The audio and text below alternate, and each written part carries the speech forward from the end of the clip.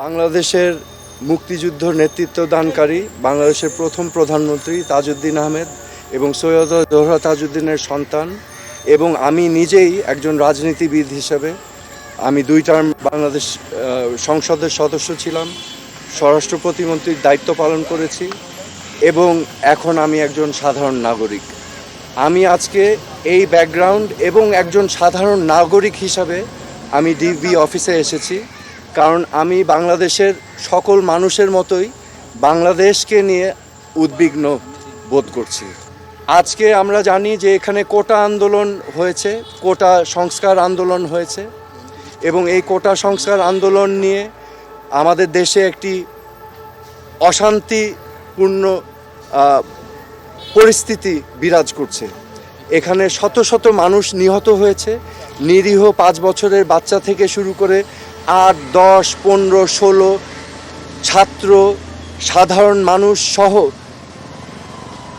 অনেক মানুষের প্রাণহানি হয়েছে এবং এটা আমাদের সবাইকে ক্ষত করেছে, আমাদের বিবেককে নাড়া দিয়েছে।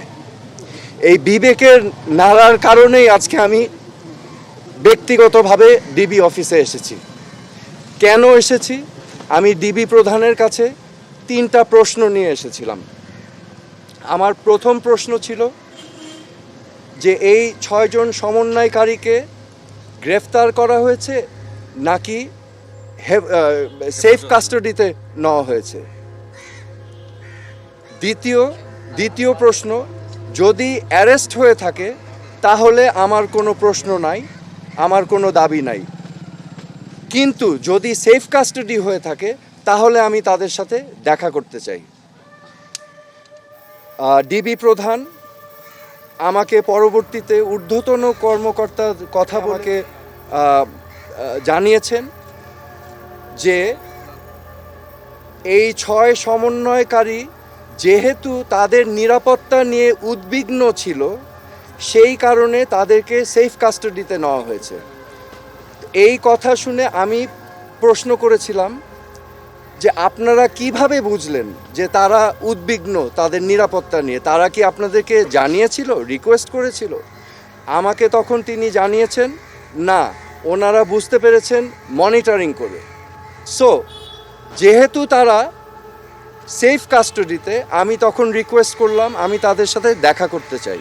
তো আমাকে জানানো হয়েছে যে দেখা করতে চাইলে ঊর্ধ্বতন কর্তৃপক্ষের পারমিশন নিয়ে আমার দেখা করতে হবে তাদের সাথে। আমার তৃতীয় প্রশ্ন ছিল তাদেরকে কখন সেফ কাস্টাডি থেকে মুক্তি দেওয়া হবে।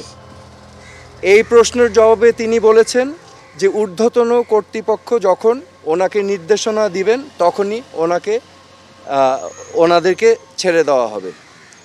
সো আমার প্রশ্ন এখন, সেফ কাস্টাডি আমার জানা মতে একজন নাগরিক যদি রিকোয়েস্ট করে তাহলে সেফ কাস্টাডিতে নেওয়া যেতে পারে, কিন্তু রিকোয়েস্টের বাইরে যদি কাউকে সেফ কাস্টাডিতে নেওয়া হয় এটা কি আসলে সেফ কাস্টাডি না এটা অ্যারেস্ট? তো এটা হচ্ছে আমার প্রশ্ন। এখানে আমি আপনাদের সম্মুখে স্পষ্টভাবে বলতে চাই, এই ছাত্র আন্দোলন, কোটা সংস্কার আন্দোলন নিয়ে যে সকল ক্ষয়ক্ষতি হয়েছে, ক্ষয়ক্ষতি কিছুই না। ক্ষয়ক্ষতি কেন কিছু না? এই ক্ষয়ক্ষতি যেই সম্পদের ধ্বংস হয়েছে সেগুলো তো জনগণের ট্যাক্স দিয়েই করা হয়েছে। এগুলো জনগণের সম্পদ, এগুলো হয়তো ভবিষ্যতে আমরাই আবার গড়ে নিব, কিন্তু একটি প্রাণ যেটা আমরা হারিয়েছি, একটি প্রাণও কি আমরা ফেরত পাবো?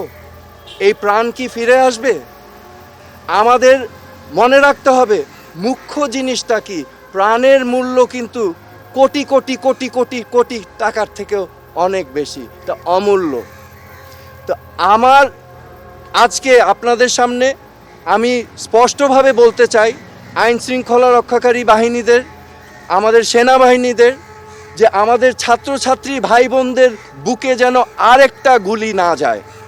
আপনারা বিরত থাকুন, এটা ঠিক না, দিস ইজ নট রাইট।